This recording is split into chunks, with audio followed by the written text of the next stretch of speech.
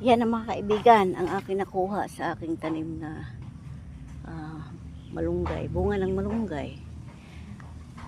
Mahirap man magtanim, mag-garden, maglinis ng mataniman, pero meron ka naman natatanaw na pag-asa, lalo na kapag meron ka nang na-harvest. O mga kaibigan, ito, marami na rin itong naitanim ko na mga gulay. Ayan, yun, ito ako sa aking mga tanim-tanim. Hindi ko pa masyadong na lahat na cultivate kasi ang dami kong ginagawa kasi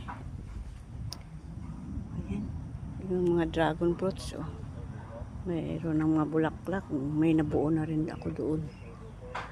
Ito, may mga akong mga kamatis, malalaki na.